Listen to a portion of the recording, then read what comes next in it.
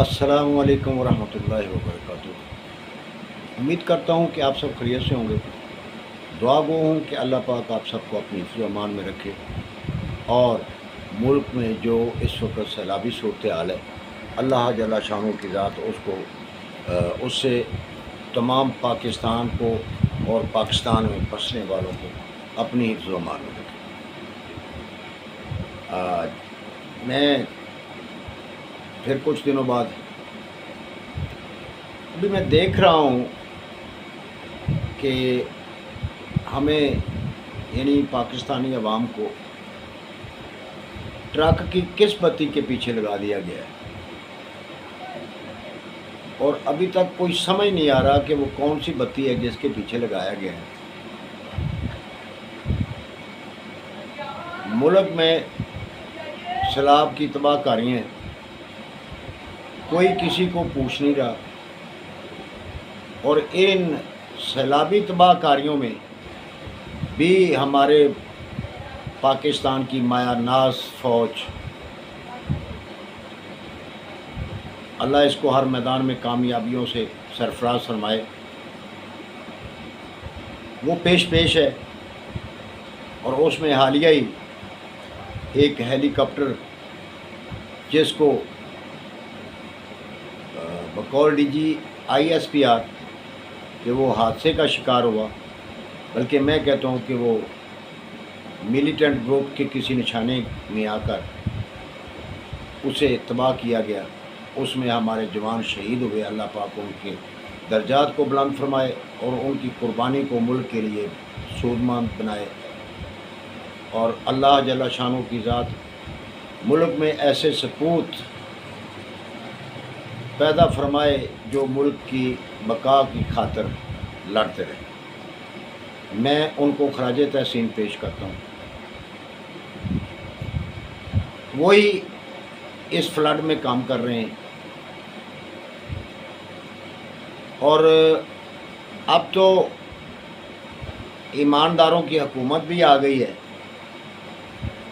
चौधरी परवेज़ इलाही साहब वज़ीर आला पंजाब हैं, लेकिन मुल्क के किसान आज भी खाद की बोरी को तरस रहे हैं और वो पूछ रहे हैं कि खाद कहाँ से मिलती है। आज भी किसान, जो पंजाब के किसान हैं, वज़ीर आला साहब, वो पूछते हैं कि बिल हमने कितना देना है। आज भी वो पूछ रहे हैं मुल्क के किसान कि हमारे बिल पर टैक्सेस कितने आ रहे हैं। आज भी पंजाब के किसान आज भी पूछ रहे हैं कि ये जो लिम्पी स्किन डिजीज़ चली हुई है, इसमें महकमा वेटनरी हेल्थ क्या कर रही है।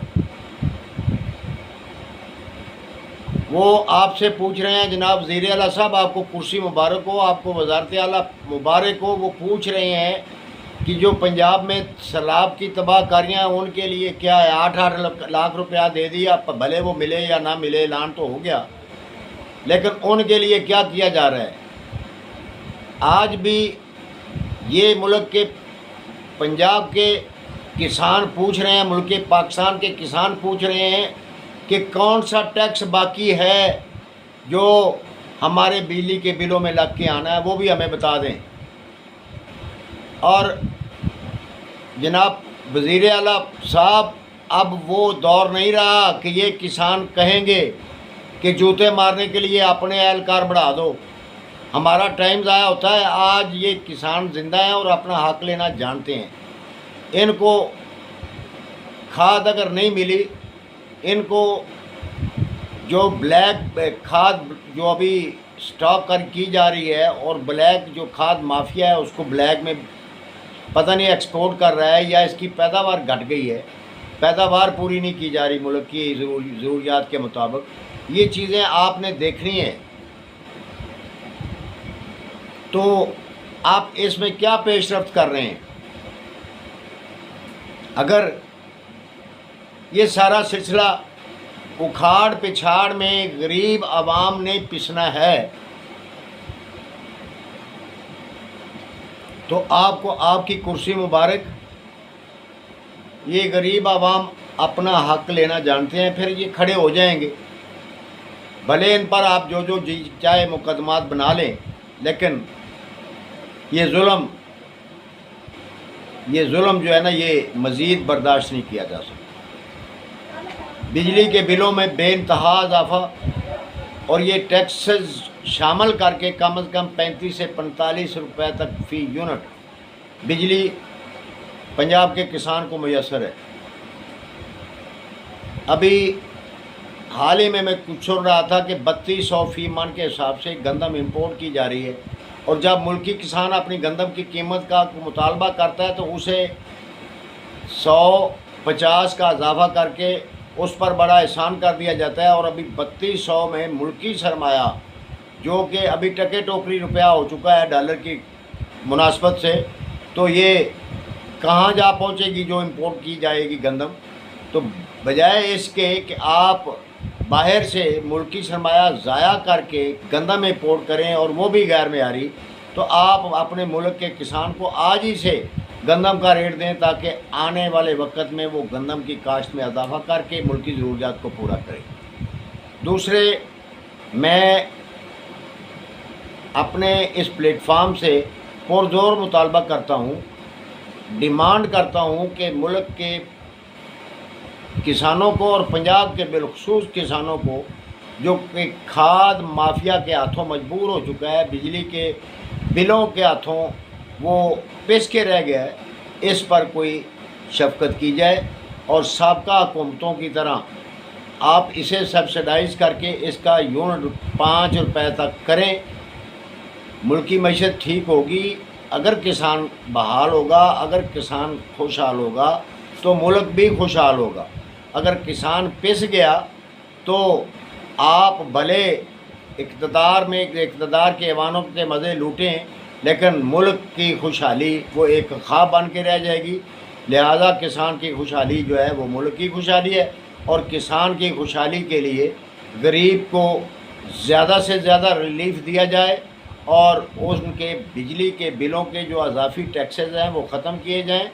ये अजीब सी सूरत हाल है कि आज समोसा 10 रुपए में लेके खा लिया, और 3 साल बाद जब 2 साल बाद जब कोई मसला आता है तो वो जो कीमत 2 साल बाद होनी होती है वो फिर से ज़िंदा हो जाता है, और कहते हैं कि जी आपने वो 10 रुपए का समोसा खाया था, आज उसकी कीमत 20 हो गई है, लिहाजा 10 रुपये अभी जो है ना वो बकाया का वो भी हमें दे।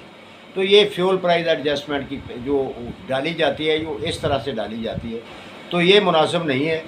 जब जिस वक्त में कोई टैक्स ये किसान बिलखुसूस और बिलअमूम जो गरीब आवाम है वो टैक्सों के बार के नीचे पिस चुकी है, आप खुदारा उनके लिए कुछ सोचें, उनकी बेहतरी का सोचें, और उनके लिए कुछ ज़्यादा से ज़्यादा रिलीफ दे के अपनी पॉपुलैरिटी में इजाफा करें और मुल्क की खुशहाली में अपना किरदार अदा करें। मैं इन अल्फाज पे ही अपने आज के विलाग को ख़त्म करूँगा, और दोबारा फिर मैं ये पुरजोर मुतालबा करते हुए ख़त्म करूँगा कि मुल्क के किसानों को खुशहाल करें, उनको वो जो अभी पिस चुके हैं, ये बारिशों के ज़्यादा होने की वजह से उनकी फसलात को जो नुकसान है उनको रिकवर करें, और किसान को दोबारा अपने पाँव पर खड़ा करने के लिए सस्ती बिजली, सस्ती खाद और टैक्स से मावरा पेस्टिसाइड्स हैं वो उसको मुहैया की जाए, ताकि किसान अपने पाँव पर खड़ा होकर अपने मुल्क की और अपने मुल्क की कौम की, मुल्क की आवाम की खिदमत कर सके। अपना ख्याल रखिएगा, दुआ में भी याद रखिएगा, और अगर मेरी कोई बात अच्छी लगे तो उसको अपने दिल में जगह दीजिएगा, अगर कोई बुरी लगे को उसके लिए माजरत खा हूँ, किसी को मेरे अल्फाज से कोई तकलीफ़ पहुँची हो तो मैं उसके लिए माफ़ी का तलबगार हूँ। इसके साथ अगर हो सके तो मेरे चैनल को भी सब्सक्राइब कर लीजिएगा, और बेल आइकॉन जिसमें वो होता रहता है कि जो भी वीडियो अपलोड हो वो पता चल जाती है, उसको भी दबा लीजिएगा, ताकि आप गाए बगाए मेरे से राब्ते में रहें।